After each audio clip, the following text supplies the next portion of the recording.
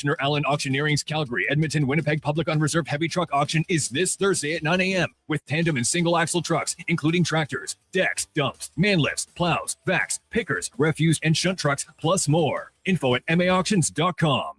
Does your bank do local? We do. When you bank with Vision Credit Union, you're banking with a rural Albertan cooperative that cares about the community where you live. There's no question. We actively support our rural communities at the local level through charitable donations, volunteerism, local team and event sponsorships, and by returning millions in profit shares to our members every year. Does your bank do that? We do local. Bank with Vision Credit Union. VisionCU.ca. Commissioner Allen Auctioneering's 3-day Calgary, Edmonton, Winnipeg Public Unreserved Equipment Auction is this Friday at 9 a.m. featuring backhoes, dozers, digger derrick, forklifts, man lifts, wheel loaders, skid steers, telehandlers, turf mowers, plus commercial trailers and more. Info at maauctions.com.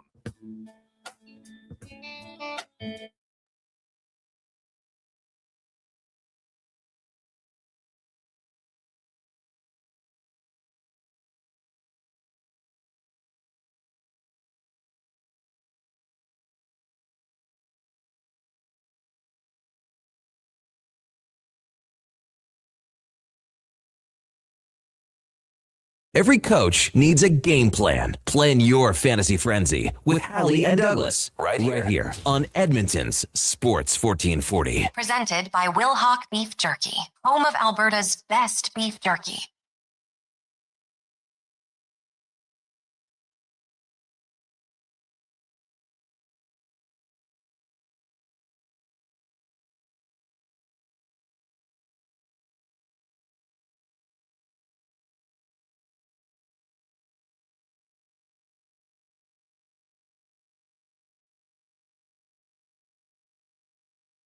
After 11 o'clock, good morning. Thank you for tuning in to Fantasy Frenzy, March 9th edition of the show. NFL free agency officially, unofficially getting going. The legal tampering period underway. We'll keep you up to date on whatever drops in this hour. Talk some Edmonton Oilers, some World Baseball Classic as well as the action rolls on around the world. Fantasy Frenzy is brought to you by Wilhauk Beef Jerky, home of Alberta's best beef jerky. Go check them out. Only available in Leduc or online at wilhaukbeefjerky.com. Text lines 1-833-414-1440 if you want to get in on the conversation. Of course, you can always text us, like I said, 1-833-414-1440. Connor at sports1440.ca, Brandon at sports1440.ca is the email. Duke, headphones still haven't been fixed. Trying to battle through Story that happened to you. It's a struggle. It is a struggle. How was your weekend? Oh, I had a very busy weekend, Connor.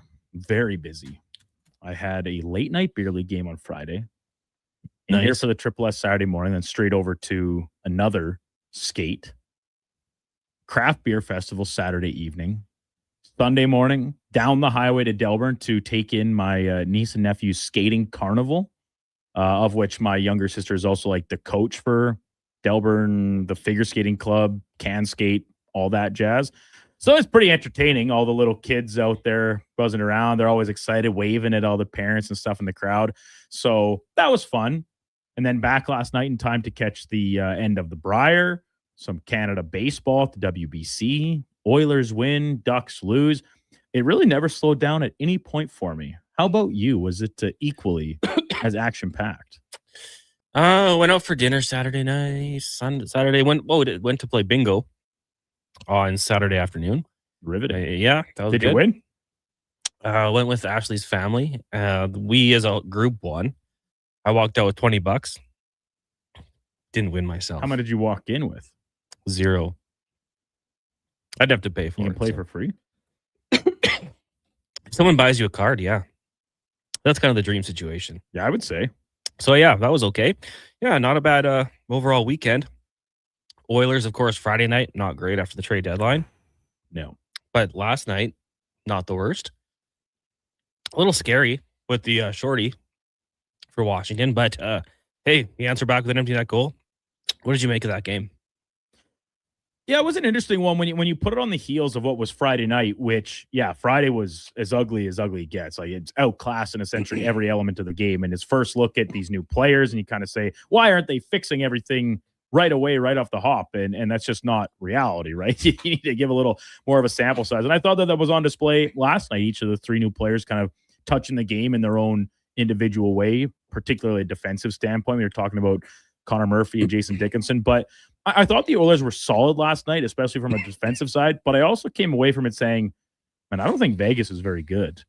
Between like Aiden Hill, I wasn't really impressed with the pretty erratic in the crease, and that kind of led to a couple of the goals against defensively. I mean, you see Rasmus Andersson get his doors blown off by Vasily Podkolzin, which leads to that goal. It's great effort by Podkolzin, but still, man, you have to. That wasn't something that I thought was necessarily in his bag. That type of top end speed. So credit where it's due. So I'm kind of having a hard time really nailing down what I thought of the game, because it was good for the Oilers. They gave up maybe a little bit of that dynamic offense that we've seen from them essentially in the entirety of the McDavid-Draisaitl era.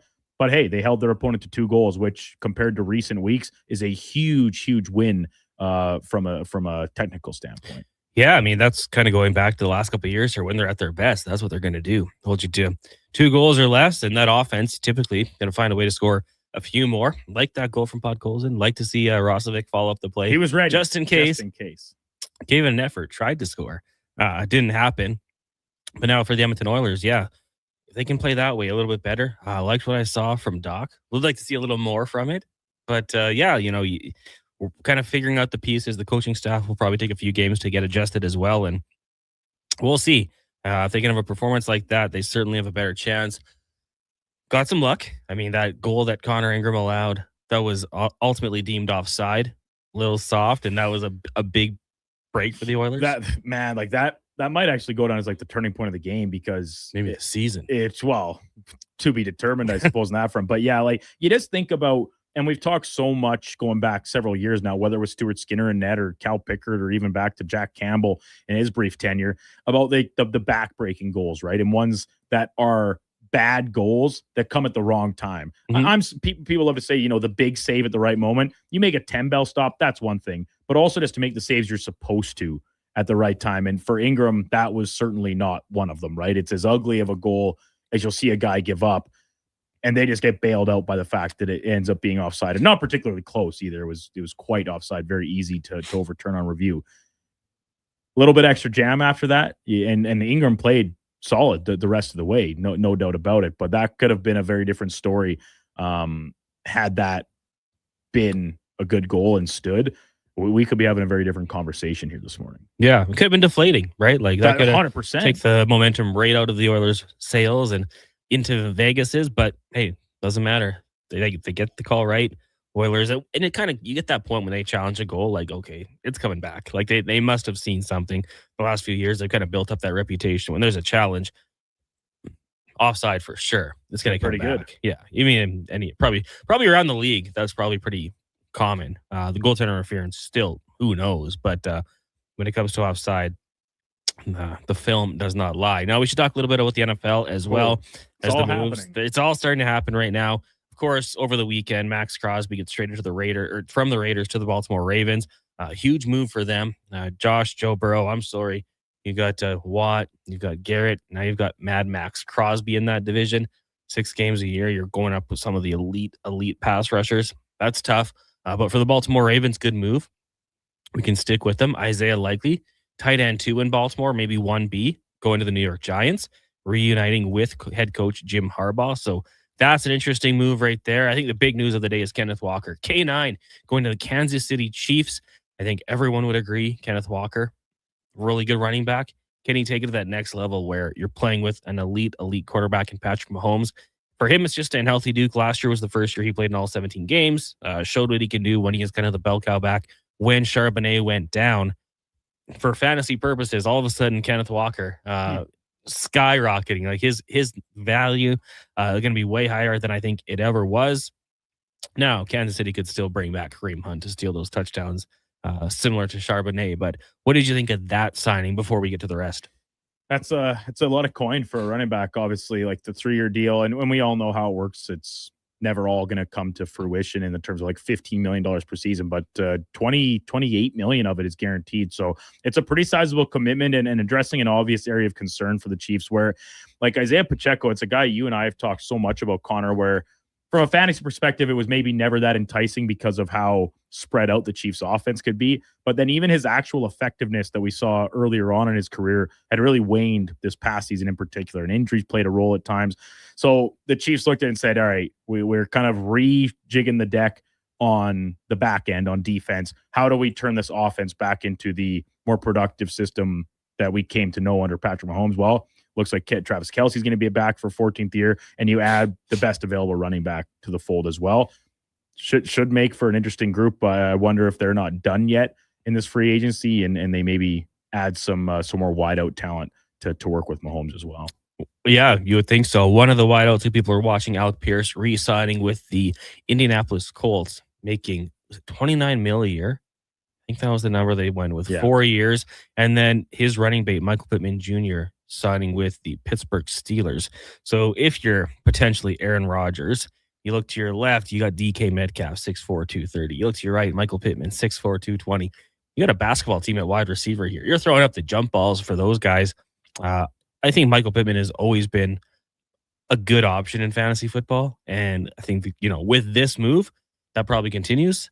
But we'll have to see who the quarterback is. But if it's Aaron Rodgers going back for another year, kind of like that one, Duke. I'm a big fan of Pittman. Used him a couple of years ago as like a wide receiver too, and they would get him involved in the screen game every once in a while with the Colts. So that's another good move for them. We're still kind of watching out on a few more names. I'm sure a lot of guys going to be waiting and seeing. Demario Davis, linebacker for the Saints for a long time, joining the Jets. The Jets also traded for Minkah Fitzpatrick from the Dolphins. They used the Chargers pick, 7th rounder, which really fired me up because Adam Schefter decided to put that in the tweet. And I thought the Chargers traded for Minkah Fitzpatrick. I thought that's unbelievable. Not the case. And then Tua Tagovailoa released $99 million dead cap hit. That's a lot of millions. And he's been linked to the Falcons now, from what I've seen. That's the last headline I saw as well, because they already found their guy too, and Malik Willis reportedly going to be going to Miami to be their new starter for a guy that has had so few reps. Like, he obviously was kind of partly the guy in Tennessee after being drafted. He got a look there, not a ton of success, but in stopgap duty for the Packers the past couple seasons, he's turned enough heads and impressed enough people that the numbers that I haven't seen a final number on what his contract in Miami is going to be, but like there were some that were reporting possibly like $30 million for a guy that has not a lot of track record so far.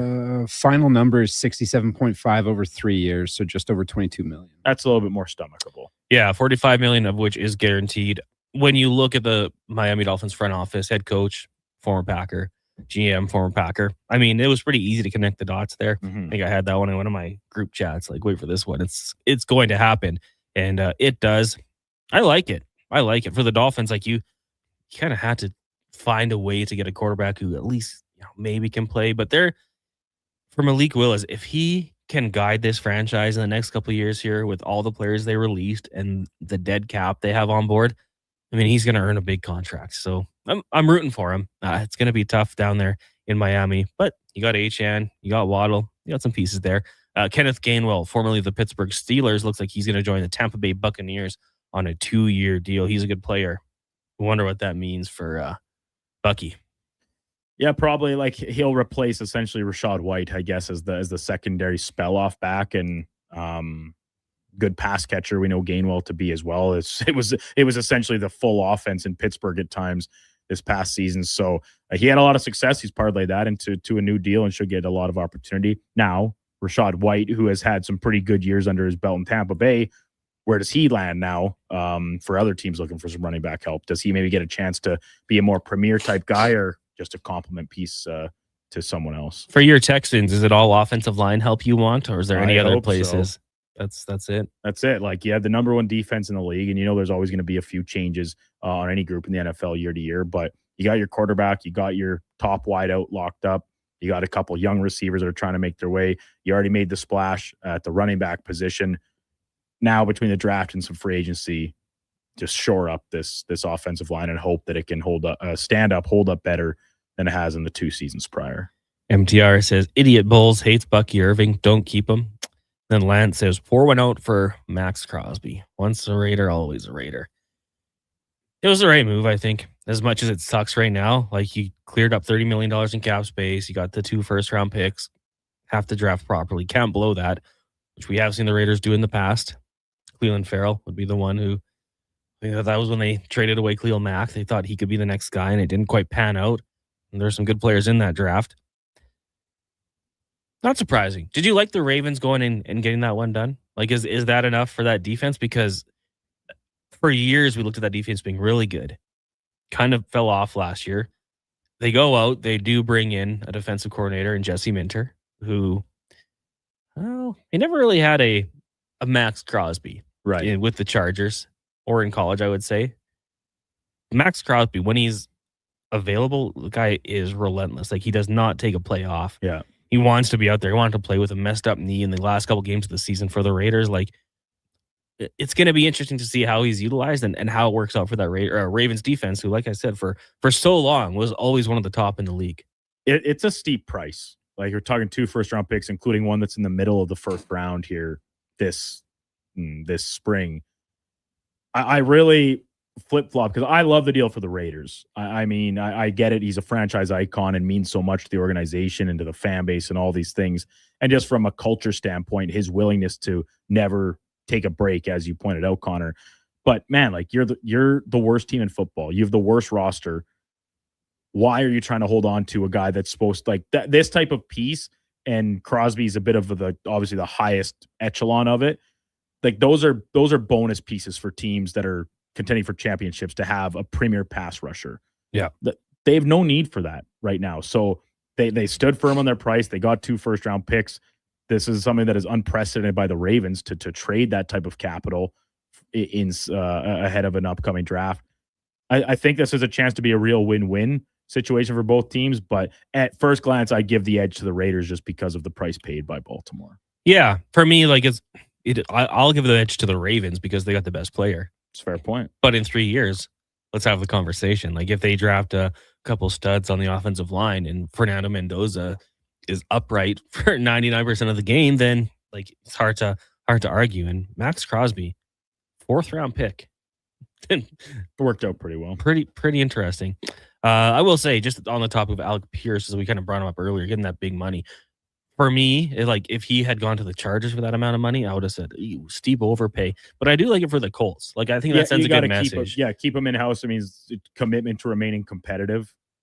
He kind of took over as their top receiver last year from Pittman, who's been rock solid for feels like forever already in the Colts. But you talk about Tyler Warren. They're still very heavily focused on the run game around Jonathan Taylor, who's going to be playing quarterback to start the season. I don't know if we have a firm answer on that just yet, but I'm with you, Connor, that it's a lot of money, but for the Colts, I think it's one you had to do just to reassert yourselves. Like, yeah, we're still aiming to be competitive. We didn't treat last year's first half as a huge fluke. That's more the norm that we're striving for. Draft well, develop well, pay well. I think that's kind of a good thing to have. And it, for the rest of the players on the team, like, okay, if I produce, I will get paid. Now, I think he's the 8th highest paid in terms of total money, like 120 whatever million it is.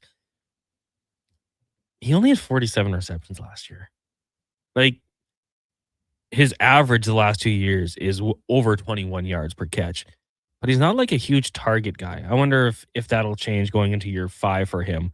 He just barely eclipsed the 1,000-yard mark. That's why I was a little hesitant on him. Someone had said, like, Ladd McConkey's rookie year was better than any Alec Pierce year, and he's getting $29 million per year. Guy can stretch the field, no doubt about it, but that's a hefty payday. But like we said, good in the Colts. Deanocracy says that the Ravens have been swinging and missing on those pass rushers for a while now. Those picks probably would have been the same types of attempts, and then wait and see if they pan out. Way better to trade the picks for a player of his caliber. I'm so happy about it. I actually really like the Baltimore Ravens drafts in the past. Like, every year, since we've been doing this, I probably say, like, oh yeah, Ravens, another A+. Like, they're one of those teams that I think they kind of don't necessarily get honed in, and it maybe helps when you're picking with the success they've had picking towards the end of the first round more often than not, where you just say, I don't care about position, I don't care about need or where we're, like, just pick the best guy that's left on the board. Yeah. And that has treated them pretty well for the most part. Like, going back a couple of years, When you look at a guy like Kyle Hamilton and what he's meant to that's the defense has been huge. Who's the guy secondary they picked last year? I don't remember his first or second Malachi round. Starks. Yeah, Starks out of Georgia. Yeah, it's never a bad idea. I think when you're picking a SEC defensive player that had the type of impact that Starks did. So yeah, it's interesting because of how well they have drafted. And I kind of say, all right, we need to put a few more chips into the middle here, even though it's a first-year head coach with Jesse Minter taking over. Yeah, and I mean, Mike Green, the guy, there was off-field concerns. Marshall, They got him in the second pick. Only a 3.5 sacks, but I think year 1 to year 2, he'll could take a leap. And you want to bring a guy in Max Crosby. Can help him out a little bit and take some pressure. It's Andrew Walker, host of the post. That scares the living bejesus out of me. Me too. Oh, my God. Jump scare. I thought we were like under attack. It's happening. Just going back to Max Crosby, though, a guy who, like, all of a sudden at one point, and he'll let you know, like, prioritized football, like, went to rehab, gave up drinking, made football his life, got rewarded handsomely for it. I think that's like, okay, if I'm the Ravens, if I'm Mike Green, heck, even if I'm Max Crosby, I'm like, yo, get in my hip pocket, man. Follow what I do, and we can turn you into something, because I think he does have the talent. Connor, I'm not sure if you saw, there was another huge deal. Oh, the Titans have agreed to terms on a 2-year deal with Mitch Trubisky. Oh, wow. I thought you were going to talk about Alex Anzalone going to the Bucs. Anzalone. So Mitch Trubisky to Tennessee to back up Cam Ward. Mm-hmm. Oh, there you go. Big payday? I don't know. How about the Giants punter? 12.3 mil. Coming over from Baltimore. That's pretty good for a punter. No? Yeah, absolutely. You can punt that ball. Hashtag for the brand. Man, I think a big punter is so awesome. Like, big boy. That Steelers punter, he's a big dude. Well, the Seahawks punter in the Super Bowl. Also true. Unbelievable. The thicker. J.K. Dobbins for the Chargers. No, sorry, J.K. Scott. J.K. Dobbins, running back. Heck of a player. Can punt the ball 45 yards. So if he's punting from the 50, oh, yeah, he's pinning you. But if he's punting from his own 20, it's going to like the 40. If he's punting from the 45, oh, yeah, it's through the back of the end zone. Oh, an elite punter is so awesome. And like, even seeing Giants fans fired up about this one. What Raiders jersey do I even buy now from Lance? Well, Genty, Bowers, or Mendoza? Yeah, those are like the triplets right there. No, not as good as the Dallas Cowboys that led them to Super Bowls yet, but I think he got some pretty good options. And Deanocracies, don't get me wrong, they draft great, but they're missing. Missing might be a bit of a strong word. Haven't found that edge impact rusher guy. Yeah, and it was interesting too, because you guys, being the Ravens, did draft Odafe Owe a couple of years ago in the first round, 31st overall. Didn't do much. Went to the Chargers last year and looked good. Now he's probably going to get paid by someone, maybe even the Ravens. Jesse Minter could bring him back. If it does happen, we'll let you know on Fantasy Frenzy here. We're keeping you up to date on what's happening in NFL, the legal tampering period. When we come back, we'll talk some Oilers as well. Fantasy Frenzy brought to you by Will Hawk Beef Jerky. Mission Island Auctioneering's Calgary, Edmonton, Winnipeg Public Unreserved Heavy Truck Auction is this Thursday at 9 a.m. with tandem and single axle trucks, including a special dispersal of 3 unused 2024 Kenworth T880 tandem cab and chassis trucks. Info at maauctions.com. Ah, yes, Alberta in March. Green beer and slushy roads. Where the only thing worse than the roads is trusting them. If your brakes are squealing louder than a pub on game night, or your shocks feel like they found potholes instead of a pot of gold, it's time to go to Napa Auto Parts. With over 85 locations in Alberta, Napa has the quality parts, tools, equipment, and know-how to keep your ride smooth and feeling confident. More than lucky. Visit your local store today or visit online at napacanada.com. That's Napa Know-How. With the lead up to the playoffs underway, players are definitely stepping up their game. And the fans are doing the same. Simple snacks like chips and dip may work at the front half of the season, but now more and more fans are rocking the Will Hawk Beef Jerky for game time get-togethers. Just make sure you bring enough for everyone if you want to be invited back for the playoffs. Make your next hockey game day a Will Hockey game day with Will Hawk Beef Jerky, only available in Leduc. Get yours today, because you don't win games with salad. Are you looking for an affordable business, group, or team outing this season? Why not catch the excitement of a game with the 5-time Junior Hockey League champions, the Spruce Grove Saints? With extremely affordable group and suite packages available and some of the lowest food and drink prices around, Saints games are the perfect night for your next group event. Get your group in on the action. For more information, visit sgsaints.ca.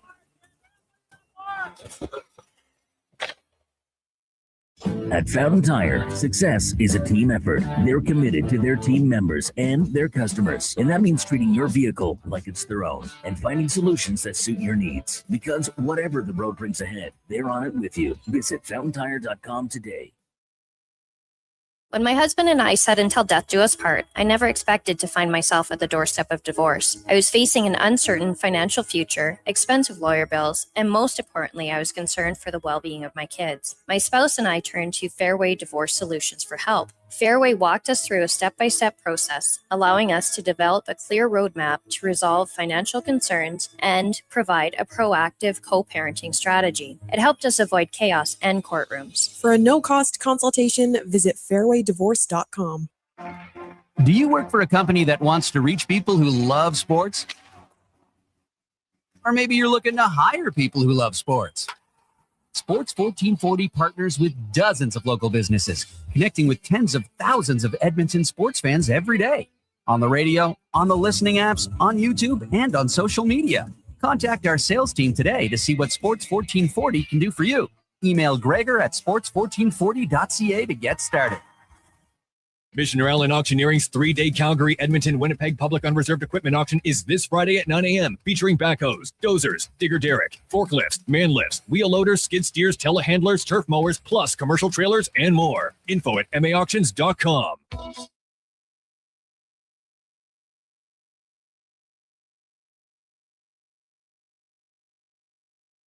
Who should start? Who needs to hit the bench? Find out with Fantasy Frenzy with Halley and Douglas. This is Sports 1440. Presented by Wilhauk Beef Jerky, home of Alberta's best beef jerky.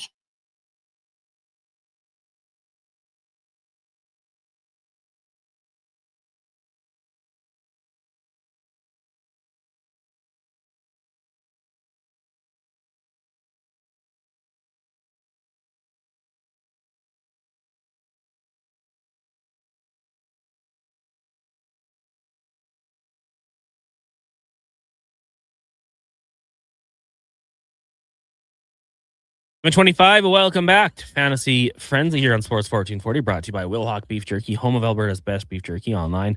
Wilhauk Beef Jerky. I just got a little email here from Mr. Cam Tate. He says, could you mention this? I'm all in on para hockey. Canada, Japan today, 1:30 Edmonton time. The last time these two teams played, Canada won 19-0. Wow, that's a lot of goals. With that in mind, Canada will eclipse the 51 shots on goal they had in their 8-0 win over Slovakia. That was on Saturday. And we actually, Tater had got in on some interview, I assume via Zoom or remote, however it was, with Boris Rebelka, who's a Kodiak's legend. He's the head coach of the team. So we kind of ran that audio Tater got for us this morning on the Carey Show. It was an absolute mollywhopping by Canada. Edmonton native Kovacevic will make his debut. Nice. And Cam Tate's 2-minute warning at 5:40 today. We'll have the game report. Did you see that shot in curling? Yeah. Whew. It was unbelievable. Just snipe. Just absolutely Zaitsev just there. rips it down perfectly to the port. Perfect angle for the double. It's unreal. What a shot. I was like, everyone's like on tweeting about it. This shot is unreal. I'm like, it can't be that good. Oh, it's that good. Believe the hype. It was really good. This segment's brought to you by Wilhauk Beef Jerky, home of Alberta's best beef jerky online. WilhaukBeefJerky.com. No, it's brought to you by ElksNation.ca. That's what it is. 2 weekly podcasts with Eddie Steele, Declan Kruger, breaking down the green and gold. The most in-depth W football coverage you'll find out there. Articles, podcasts, videos, ElksNation.ca. Did you find out why Eddie was lurking in the building on Friday? Yeah, I did. Can you say it or no? Yeah. So he left, went and did Elks Nation on Friday, as he always does. And then I don't know if he was back over on this end of the city doing some work for like his sales stuff, or if he was just buzzing around here, but he had to use the bathroom. Oh. So the area. He's like, I know where all the best public restrooms are. He's like, and there was none within distance. So I'm just looping back to the Stingray Studios. Humble brag. I know where all the best bathrooms are. Eddie says the vet move is hotels. Just pull into a hotel because you're usually pretty undescript walking through a lobby. Yeah. You can just go in and they're usually pretty nice and well maintained, of course. He did say, but like if it's quiet and you like lock eyes with, say, the front desk person or something on your way in and then your way back out, however long, 5, 10, 15 minutes later, can be a little bit of a walk of shame. Well, I mean, but you also never have to see them again until you go back and do the same thing again the next time. Yeah. Oh, that's a very good move. It's a vet move. You see a gas station in a Eddie's hotel. a road warrior, so. Oh, that's true. Yeah, I guess it would depend on the hotels. Like I'm thinking, like if you're in Vegas, they're not going to know. 15 minutes, like you're in and out, like a fiddler's elbow, just into the casino, right? Okay, curious. Fiddler's elbow. That's one of his. Oh, that's a Struddy thing too. Oh, really? I thought I was using a Struddy. I bet Carius stole it from Struddy and claiming it as his own. Problem. The best.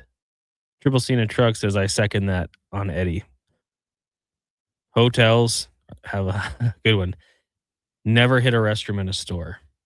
Well, there's a couple restrooms in, I think, northern Alberta that claim to be the best in the province. Really? There's one on the way to GP that claims to be like the best one in the province. Yeah. They take pride in it. Keep it clean. I just feel like maybe, and then it becomes like a destination stop. Yeah, you got to stop and get the picture with the sign that says Alberta's best roadside bathroom. Kyle says Valley View Shell. Phenomenal. I think I've stopped there on my way to Manning. Yeah? I believe I'm thinking of the right one, but. Walt says, as a contractor that drives around for a living, Starbucks, hands down the best place to go.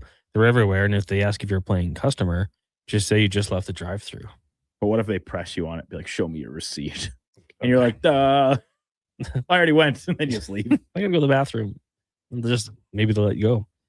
And also, is at the worst at the end of the day, you have to buy a coffee. Yeah, like a little piece of cake or something, maybe. All of a sudden, you're walking out with an armful of stuff. Yeah, well, it can happen fast. Win-win. Triple Cena Truck also says the Valley View Shell. It's pretty nice. Interesting. It's only got 3.4 star rating, so maybe other parts about it aren't so good, but the washroom is top notch. Yeah, there's a few around northern Alberta that won best bathroom. Valley View and Whitecourt, also Lac La Biche. Okay, well, if you're driving around and you got to find a nice washroom, there you go. Eddie had kind of the luxury where he could just come into the Stingray He just comes studios. into his place of work, even though his work day was already over, and he's only just come in and take care of some business. No regard for his fellow Stingray employees. Didn't even say hello either. Just No, he was trying to get away so he wouldn't have to answer why he was there. Talking about walk of shame. He was trying to avoid the embarrassment. Oh, yeah. Just own it. Cool, man. Let's try to see here. No big deals. I see Kobe Bryant, Kobe Bryant. From the Seahawks secondary is signing with the Bears. So a nice little boost to the Bears defense. So Kevin Byard, vet in the NFL, might be on his way out. Mm-hmm. So that's the name to watch for. Potentially, yeah. So the Seattle Seahawks now down 2 of their starters. More to come, potentially. So what happens when you win? Everybody wants your players. And they all become more expensive. Yeah. You got to pick and choose. Yeah, because I kind of thought like the franchise tag for Kenneth Walker would have been, was 14 mil. I thought potentially Seattle, to keep him there, says, you know what, we'll give you 12, but we'll give you 4 years. Kansas City could probably just said, "Now we'll give you 15. We'll give you more than what it would be." That's with bonuses. Like I think the least he'll make is 43. The most he can make is 45, I believe. So, yeah, good situation to go to. Titans signing ex-Giants tight end Daniel Bellinger. So reuniting with Brian Dable with the Tennessee Titans as their OC. That seems to be a little bit of a trend so far here in the early going of the offseason. Tight ends following their former coaches around. Even fullbacks. Yeah. Ingold goes to the Chargers. Big move there. Make him rich. Yeah. Tied for the highest paid fullback. Very fullback move. I don't want to be the highest paid. Yeah. Share the honor. Expectations go too high. Just put me right in that little good spot there. They're going to lose Woolen too from MTR. Yeah, probably. I love this day.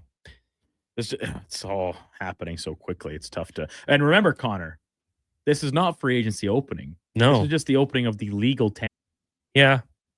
But the NFL made it their own. Legal tampering. But like now we have it in the CFL too. Yeah, I mean it's great. Why not just let them sign today? Like that's what I mean. I was like, why not just say, all right, free agency's open? Like, Yeah. what does it matter? Because these deals were negotiated yesterday. So yeah, they were negotiated during the illegal tampering, also known as the tampering. You think like at what was it, 9:59 this morning? They just were like, all right, yeah, here's it. That's a deal. Sign it. Like it's agreed.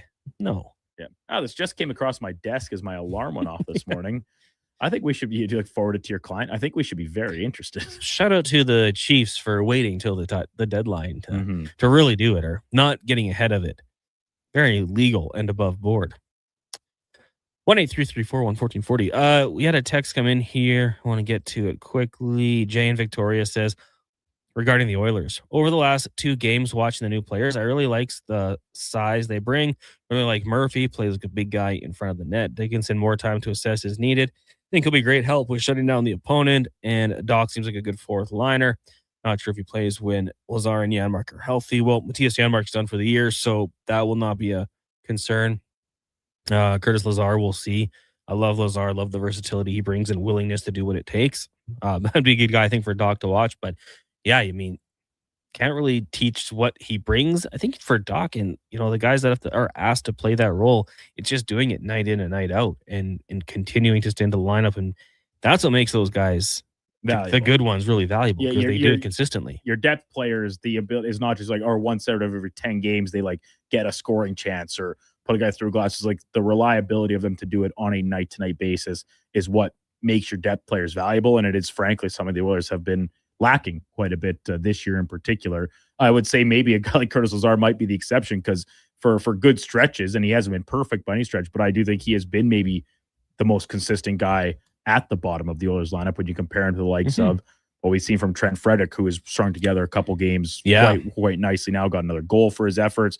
Janmark this year, under the now departed Andrew Mangiapane. Like, these are all names that have left us wanting more inside the Oilers' bottom 6, and Lazar, I think, definitely has himself a spot should he get back to full health to complement the likes of what Dak brings to the table if they decide to keep Szymanski up with the big club, or how they're going to deploy them. But at least now all of a sudden they've got some options, and they're not all just options because of a lack of other choices. They're ones that you actually envy making because you're leaving maybe somebody that's good out of the lineup. And I mean, like, that's how it has to be, right? Instead of being like, who are we going to healthy scratch tonight? Trent Frederick or Andrew Mangiapane. That's not a situation the Oilers wanted to be in.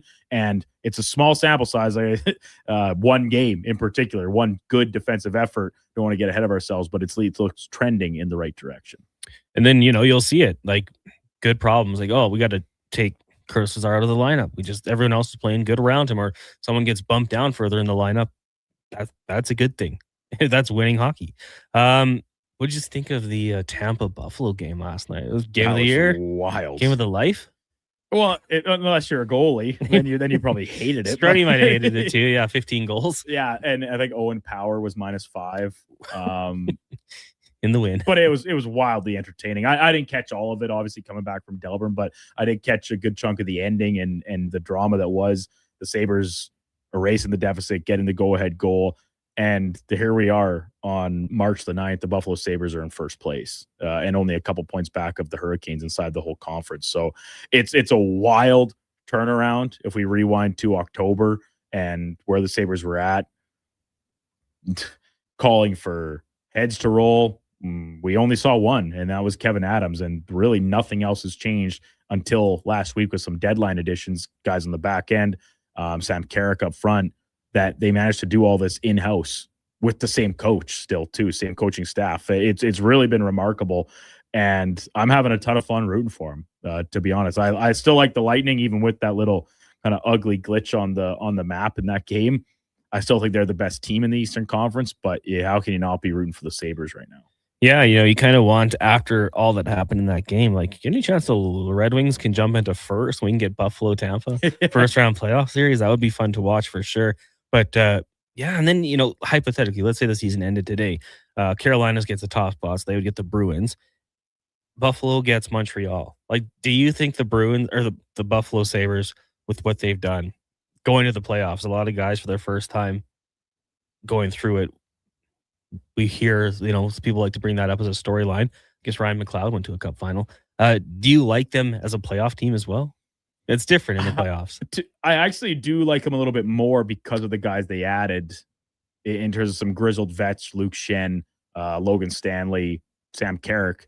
Like those are not difference-making players, and they actually gave up some decent capital to get them, especially the 2 D-men. But like, you shore yourself up. You make it so you're not just an injury away from being left in the gap with no, like, you're calling some up from Rochester AHL to play. I see the Sabres as a team that could take an opponent to the limit in the first round and maybe win a series. I just still think that, like, the inexperience, they're plucky, they're offensively driven. They've been getting some good goaltending kind of out of nowhere, especially compared to the start of the season. I'm not ready to pencil them in as like a legitimate cup contender, but I think to snap this playoff drought and not be a washout in the first round is a huge step on this turnaround that has been 10 years in the making plus here. It's awesome. I love it. I much prefer the blue and yellow color scheme versus like the red and black. Oh, really? Just my preference. Well, the last time I remember the Sabres being good, they were still rocking the Buffa Slugs. Yeah. Back-to-back East Finals in 06 and 07. Those were interesting. Yeah, I love them. I was like, these things rock. Briere on those teams? Well, that was it. The 07 conference final, they lost to Ottawa. Then that summer, the team's co-captains, Danny Briere and Chris Drury, both left via free agency, get nothing for them. Briere to Flyers, Drury to the Rangers, and that was kind of the beginning of the end. They made playoffs again a couple more times to round out the decade. Obviously, Ryan Miller still propping up that Sabres team. Yeah. But yeah, it was kind of the beginning of the end there. Levi says, why is Janmark out? He had surgery last week, done for the year. I think it's kind supposed of to be ready for undisclosed. camp in the fall. Yeah. Believed to be a shoulder. Yeah, Speck had reported shoulder, but whatever it was, he done for the rest of the year. So opens up something in the bottom 6, and we'll see who takes advantage of it. We'll take another break here. When we come back, we'll get to more text and let you know what's coming up on the Lowdown and the Jason Gregor Show. It is Fantasy Frenzy, brought to you by Wilhock Beef Jerky. Performance by Action Electrical today. Their projects team kicks things off, designing and building with unmatched skill. Then the service team swoops in for those crucial repairs and maintenance. And don't forget the testing team, ensuring everything's safe and sound before the solar team scores with sustainable energy. A complete team effort. Have Action Electrical bring home a win for you and your project. Visit actionelectrical.net. They're not just a grocery store. They're a butcher, a baker, a cafe, deli, rotisserie pizza, and restaurant, all under one roof. Loca Quality Market does food differently with 2 locations to serve you. Edmonton and Sherwood Park. Visit loca.ca. At Hughes, it's all about getting in and out quick and clean. No cash, no problem. With Hughes' new tap and wash system, all you need is your debit or credit card to get your vehicle sparkling clean. Find us at HughesCarWash.com. What if you could hire motivated, safety-trained youth with no risk and funding to support you? At Careers the Next Generation, we make hiring easy with funded internships across Alberta in trades, IT, forestry, and more. Interns are WCB covered, complete high school accredited safety trained, and arrive ready to contribute from day one. With 42% of RAP students completing their apprenticeship by age 22, you get skilled workers faster. Spots are filling up. Visit careersnextgen.ca today. Hey, Edmonton, did you know a local Play Alberta winner scored over $500,000 on Mega Jackpots Ocean Bells? Think about the season tickets you could lock down with that kind of cash. From major casino winners every hour to jackpots worth millions and hundreds of popular games to money that stays in the province, there's never been a better time to sign up for Play Alberta. Download the app today to get started with casino, sports, and lottery all in one app. Must be 18 plus to play. When you gamble, use your game sense. Your all-access pass to the world of sports is Edmonton's only sports radio station. From pre- and post-game hockey shows to in-depth analysis from your favorite commentators, the action never stops on Sports 1440. Winter in Alberta doesn't mess around. And neither does Titan Supply. For over 50 years, we've earned the trust of our customers across a variety of industries. Because we lead with integrity, honesty, and respect. I'm Joe. And I'm Brent from Titan Supply. When the weather hits hard, We're fully stocked with rigging, lifting, and hauling gear that works as hard as you do. Titan Supply, Built on trust, driven by safety. serving Edmonton, Grand Prairie, Red Deer, and Calgary. Let us help you face the weather the Titan way. Visit titansupply.ca. Does your bank do local? We do. When you bank with Vision Credit Union, you're banking with a rural Albertan cooperative that cares about the community where you live. There's no question. We actively support our rural communities at the local level through charitable donations, volunteerism, local team and event sponsorships, and by returning millions in profit shares to our members every year. Does your bank do that? We do local. Bank with Vision Credit Union. VisionCU.ca.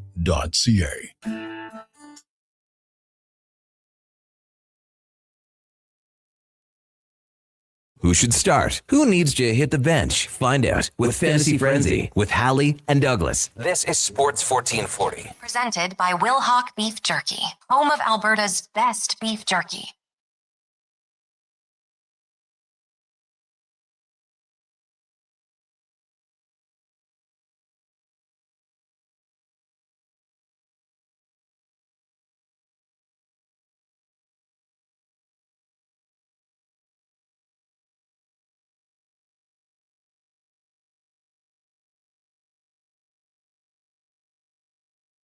.44, welcome back to Fantasy Frenzy.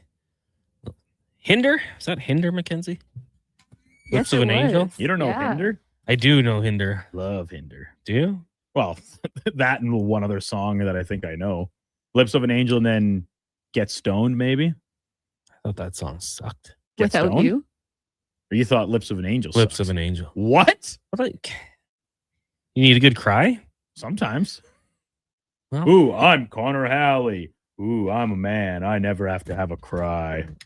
if I want a good cry, I'll listen to Bruno Mars. When I Was Your Man. Okay. Slow it down a little bit. I thought Bruno Mars was more like lovemaking. Maybe Beyonce, Halo. Not to cry, just to slow it down. Or Christina Aguilera, Fighter. No, it's good. Not song. Fighter. That's a different one. There's a lot of good slow songs. But just not that one. That's crazy. I thought that was like one of the most universally liked songs. Right up there with All Star by Smash Mouth. No, see that one. I'm with you. Can't knock that Or one. anything by Creed. Creed's okay. Just, dad rock. Divorced dad rock. This coming down here, former Ravens free agent center Tyler Linderbaum going to the Raiders. 3 years, $81 million. Good for the Raiders. So 2 first-round picks, Linderbaum for Max Crosby. How about that? Sound good? Yeah. Oh, yeah. Let me just buy your center away from you. Yeah, that's exactly it. And now you take that guy Powers. Jackson Powers? Yeah. Switch him to guard. He's got the 3 names, and I can never get them in the right order. Yeah. But yeah, interior lineman. They were playing center last year. Not to much success. Yeah, you move him to the guard. You put Linderbaum there. All of a sudden, Ashton Genty's got some holes. Start to gash up the defenses here. Fernando Mendoza has a little bit of time. I'm with you. This is exactly what I predicted. Are the Raiders going to win the AFC West? No. Probably finish last. All of a sudden, they'll come trade deadline and be like, you know what the Raiders need to make a difference? A premier pass rusher. With the Cowboys. Hopefully we would like to get Rashawn Gary from you. That was an interesting move too, because he was going to be released. Yeah. And then the Raiders traded for, was it Johnson from the Bills, who they were going to release? I love that aggressiveness from teams. Like, Go get 'em. you're not in the market. I'm going to trade for you. Probably sucks for those players that were fired up to have a choice. Lots of centers. We just talked about the tight ends, so quite a few of those changing places here. Centers, the Commander center is who signed in LA, right? Biadish. Right? 3 years, 30 million. The Lions got a new center here this morning, and now Linderbaum, who was the guy that everybody's kind of saying was going to reset the market on that front. So my team's trying to get business done ahead of that before those numbers came out and maybe pushed everybody up another few $1 million. But hey, it's the NFL. There's never any shortage of new faces and new places, man. The turnover is crazy. Talking about running backs who steal scores, Tyler Algier going to the Cardinals on a 2-year deal worth $12 million. So is it all Bijan? Well, all the time, unless they bring in they're a draft Kareem Hunt. They're gonna draft Jeremiah Love. Ooh, that'd be good. I guess now the Chiefs won't draft him. Right. That's probably a good thing. Maybe he goes to the Saints. And then the Jalen Phillips deal to Carolina, the numbers coming 4 years, 120 mil, 80 of which is guaranteed. Wow. Good for him. Really good for him. The Dolphins' old scraps. Go play for a few years, or was it half a year with the Eagles? Year and a half? Yeah. And then go get paid. The NFL and ESPN today. The Dolphins' new look offense. Bunch of question marks. It's just A-Chan with Willis and Waddle. Not the best thing, I suppose. Today on the Lowdown with Flowtide, speaking of the best thing, they'll be joined by Rachel Krychek, I believe, and Jason Greger. And then on the Greger Show from 2 to 6, we'll have Woodley, Dan Dunleavy, the voice of the Buffalo Sabres. We'll talk about that insane game. We'll have Spec, 2-minute warning with Cam Tate talking para hockey. Stat of the day, 5 questions and more. Probably get some NFL talk in there as well. Nice. All that's going on today. I wanted to get to this with you, Connor, just because it came up this morning. So in stemming off of that Lightning Sabres game yesterday. So Brandon Hagel gets a fine, maximum $5,000. Kevin and I were a little bit on different sides of this, and quite a few texters as well were on KK's viewpoint saying like that was suspension worthy. A lot of comparisons to Todd Bertuzzi and Steve Moore, just without the really bad consequence and injury after the fact. And games separating it, right? Well, yeah. Like the Moore thing was in retaliation and like premeditated for the incident on Naslund. This was all in the heat of the moment inside what was just a very feisty game start to finish, plus the 15 goals that got put on the board. So do you say suspension, fine? Somewhere I would have said a 1-game suspension. Yeah. I don't think the NHL needs that in their game. Personally, it wasn't the worst thing. It wasn't a slash to the head or anything like that, but it was, he just kind of kept going at him. Has also been victim. And then I heard I'm looking in the comments, which is probably the worst thing you can do. But then there's people like Deline deserves it. Well, did you think we had a text should about he that. squared up? We had a text about that this morning saying when you talk about Malkin getting him in the face. Remember Matthews went after him pretty good with some stick work last year, the year previous. It seems to follow Deline around a little bit. And I said well, he is kind of like a bit of a POS. Yeah. He plays with an edge to his game, and he gets pretty creative with his own stick at times in terms of agitating opponents, defending. And we don't think about it as much because of the stereotype that exists around still, even in the year 2026, European players and particular defensemen, I think. And he's an offensive guy, smooth skating. We don't associate that automatically with a guy that say if you were to tell me Connor Murphy, yeah, he's a real pain in the what to play against, and he'll come after you and draws the ire of opponents. Sure. But Rasmus Dahlin is like a Norris Trophy caliber defenseman that puts up 70 points a year. First overall pick. Right? You don't often make those same associations, but it's absolutely in his game. And if I'm a Sabres fan, I love it. Even if maybe it does make it a little bit at risk of taking a pummeling and more prone to injury potentially as a result. But still, the NHL CBA, the PA must love it. You do what you want, $5,000. For me and you, that drop of the bucket. That'd be tough, but for the NHL players, it's not that much. He got his money's worth. I'll say that for sure. Yeah. What you thought it was fine? I thought a fine was appropriate. Yeah. I kind of wish the fines could be a little more devastating. More financially relative to their income. Now, I do want to tell you about this, Duke, in case you missed it. You know that McDonald's has the Star Sticks meal? I've caught wind of it. Yes. Mackenzie went, got a McDavid stick, got with her Big Mac meal. Pretty cool. Love a Big Mac. Me too. But I get no pickles. I don't love pickles. That's a mistake. So when the Oilers or Edmonton plays this week, tomorrow, Thursday and Friday, you got to text to us at 1-833-401-1440. Hockey. And then on the Gregor Show between 2 and 6, you text Sticks. We'll pick one qualifier. Does it count if you text an STIX? No. STYX like the band? No. Got to spell it properly. All right. And then you'll qualify for a chance to win 2 grand prizes, or one of 2 grand prizes, on March 13th for the ultimate hockey fan, including a Connor McDavid jersey, a signed McDavid Star Stick collectible, $100 gift card, and $100 NHL gift card. Am I eligible for this? No, I don't think so. Damn. Now, just with our show, when you text in, one person will win the $50 gift card. I think everybody else will qualify for everything else going on. Maybe you're not a McDavid guy. It happens. I know we got a few listeners that don't support the Oilers. If you go to McDonald's, you can get Matthews, Celebrini, Hughes, Makar, or Montembeault. The Montembeault plan was probably going back a little while. A little more longer range forecast. Promotion didn't start last week.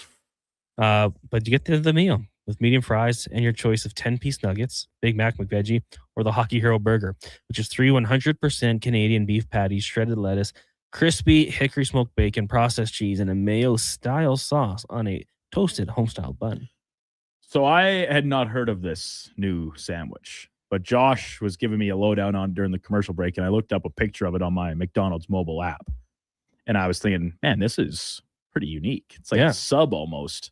And the 3 patties laid out on it in a different form than a traditional burger. Color me intrigued, if nothing else, Connor. And you know more than anyone, when I see a new product out there, especially from McDonald's, I will be trying it. I was going to say, I would put like the over under 1.5 days before you have given this a go and tried it. What can I say? Advertising works on me very well. Very, very well. Yeah, a lot of people already texting in. So Titan texting in sticks. Do it tomorrow between 11 and 12 on Fantasy Frenzy. And then, no, actually, that's during the Gregor show. For our show, it's hockey. We'll give you more information tomorrow. You can text in now, but it won't help you. Triple C instructions. My kids got Matthews. Told them to throw them in the garbage. Levi got Makars. Yeah, big deal. Dave Q went where he and his girlfriend, they got 2 Reinhardts. All I see is people bragging about getting McDavid's like Mackenzie. And then Kennedy from Oilers Nation as well, I think, pulled a McDonald's McDavid stick. Well, Duke, maybe we'll have to go check it out. Thank you guys for tuning in. We'll have more information about that tomorrow on the show when you can actually win. But for the panel, thank you guys for joining us on the show today. Up next is the Lowdown with Lowtide. We'll talk to you tomorrow just after 11 o'clock again. But before all of that, Sports 1440 update with Mackenzie, brought to you by Wilhauk Beef Jerky, home of Alberta's best beef jerky, online at wilhaukbeefjerky.com, only available in Leduc. This is a Sports 1440 update. 5 games in the NHL tonight. Kings and Jackets have the early game at 2 o'clock. Rangers are in Philly. Washington hosts the Flames. Mammoth meet the Blackhawks. Ottawa looks to make it 3 in a row in Vancouver. Tampa Bay's Brendan Hagel has been fined $5,000 under the maximum allowable under the CBA for serving as an aggressor in an altercation with Buffalo's Rasmus Dahlin. 5 games in the association. 76ers and Cavs tip off at 5. Grizzlies take on the Nets. Thunders look to make it 6 in a row against the Nuggets. Jazz host the Warriors. Knicks and Clippers have the nightcap. In the NFL offseason, the Kansas City Chiefs reportedly are planning to sign Super Bowl MVP Kenneth Walker when free agency begins on Wednesday. Wide receiver Alec Pierce is returning to the Colts with a 4-year, $116 million deal per reports. Free agent quarterback Malik Willis, after reviving his career with Green Bay, has reached an agreement with the Miami Dolphins. And the Giants have reached an agreement on a 3-year deal with former Baltimore Ravens tight end Isaiah Likely, reuniting him with head coach John Harbaugh. Next on Sports 1440, the Lowdown with Lowtide, Declan Kruger and Josh Fenwick. I'm Mackenzie, and that's your Sports 1440 update.